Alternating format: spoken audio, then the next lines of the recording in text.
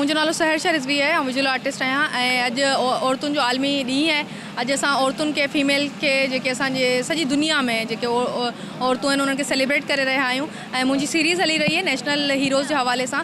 त अॼु मूं सोचियो त मोहतरमा फ़ातिमा जिन्ना खे ट्रिब्यूट ॾिजे, भेटा ॾिजे, अजरक उन्हनि खे पाराइजे ऐं उन्हनि जो स्पेशल रीज़न उहो इहो हो त असां उन्हनि जे करेक्टर मां, उन्हनि जी पर्सनालिटी मां असांजो अॼु जेके औरतूं आहिनि, जेके असांजी जनरेशन जेके छोकिरियूं आहिनि, उहे कुझु न कुझु पिराए सिखी सघनि, पिराए सघनि ऐं स्पेशली उन्हनि जी जाखोड़ जेका हुई, उन्हनि जी जेका हिकिड़ी जिदोजहद हुई, उन मां कुझु न कुझु पिराए सघनि। अल्हम्दुलिल्लाह जेका मूंखे मोट मिली आहे क़ौमी हीरोज़ खे भेटा ॾियण जे हवाले सां, मूं सॼी दुनिया में पंहिंजा जेके हीरोज़ आहिनि उन्हनि खे मुतारफ़ करायो आहे। अॼु जेके मूं सां गॾु जेके ॿियनि मुल्कनि जा जेके आर्टिस्ट आहिनि, माण्हू आहिनि, उहे सभु असांजे हीरोज़ खे सुञाणनि था, जेके मूं पेंट कया आहिनि। छो त उन्हनि जी कोशिशि कंदी आहियां त उन्हनि जे हवाले सां आर्टिकल बि लिखंदी रहां त जीअं हर कंहिंखे ॼाण मिलंदी रहे ऐं उन ते माण्हुनि मूंखे जेका मोट ॾिनी आहे, जेके असांजे देशवासी आहिनि, स्पेशली सिंधी आहिनि, उन्हनि मूंखे ॾाढो प्यार ऐं मोहबत ॾिनी आहे ऐं सिंध जी सहर बि चवंदा आहिनि, सोननि आंगन वारी छोकिरी, girl with the golden fingers बि चवंदा आहिनि, त तमामु घणो प्यार कंदा आहिनि मूंसां ऐं मुंहिंजे लाइ इहे जेके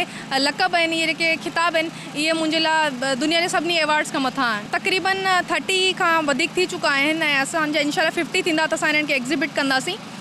कोशिशि मुंहिंजी इहा ई आहे। हुन में तमामु वॾा वॾा नाला आहिनि जेके मुंहिंजा बेसिकली आइडियल पर्सनैलिटीज़ आहिनि। साईं जी एम सैयद आहे, बशीर ख़ान कुरैशी आहे ऐं ॿियूं बि इलाही पर्सनैलिटीज़ आहिनि जिन खे मुंहिंजी कोशिशि आहे त आउं भेटा अॻिते बि ॾींदी रहां।